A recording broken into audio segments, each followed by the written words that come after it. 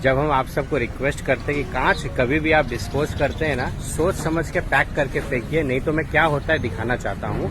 क्योंकि अब आप ये देखिए, ये है बल्ब, मुझे छूने में डर लग रहा है, ठीक है ना। ये बल्ब के कांच देख रहे हैं कितने छोटे हैं, शायद मेरा हाथ कट जाए दिखाते दिखाते, बहुत महीन है। अभी ये हमारा स्वच्छ भारत अभियान का टीम है जो अपना पूरा बेड के एक एक करते हैं, अलग अलग कर रहे हैं, इनके हाथ में ये लग जाता है।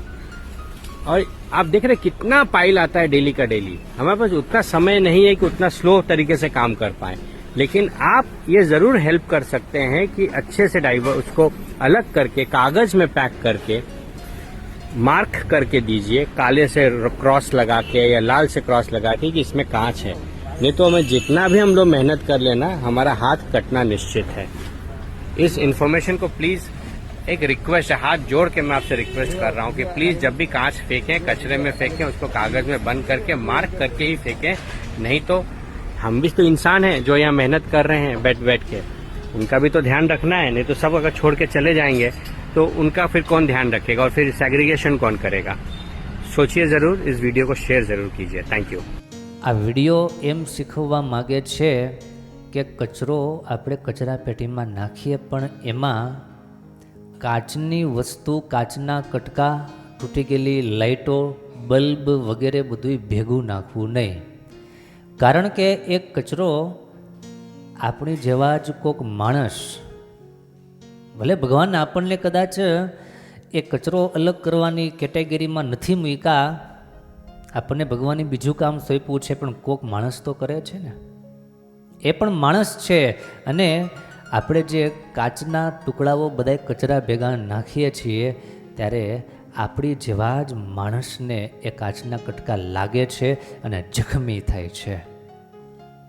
તો આપણને જો એ જખમી થાય, એ ગમતું હોય તો એઝ યુ લાઈક, તો તમને છૂટી છે, ગમે એમ નાખો, ગમે ત્યાં નાખો. પણ એ આપણને યોગ્ય લાગતું ન હોય કે આપણો કચરો, આપણા કચરામાં રહેલી કાચની વસ્તુઓ, કાચના ટુકડાઓ બીજાને જખમી ન કરે, કોઈને લોહી ન કાઢે, આટલી આપણામાં જો સભ્યતા હોય અથવા તો વિચારતા હોઈએ તો આજથી નક્કી કરવું, આ વાત સાંભળનારા બધાએ આજે પ્રતિજ્ઞાબદ્ધ થઈએ, કાચની વસ્તુ ક્યારેય પણ કચરામાં છૂટી નાખવી નહીં, જેથી કરીને કોઈને લાગે, કોઈને તકલીફ ઊભી થાય, એવું ક્યારેય કરવું નહીં. આ બહુ નાની એવી વાત છે, પણ એક ભારત દેશના નાગરિક તરીકે સમજવા જેવી વાત છે. આપણે ભારતમાં છીએ માટે ઘણા બધા કાયદા આપણા માટે હળવા છે. અમેરિકાની અંદર માણસો રહેતા હોય, એમાં તમને તમારી ડસ્ટબિન હોય, કચરા પેટી હોય, બાજુવાળાની કચરા પેટી હોય, એમાં તમે તમારો કચરો બાજુવાળાની કચરા પેટીમાં નાખો, એ પણ ત્યાં ગુનો છે. ખ્યાલ છે?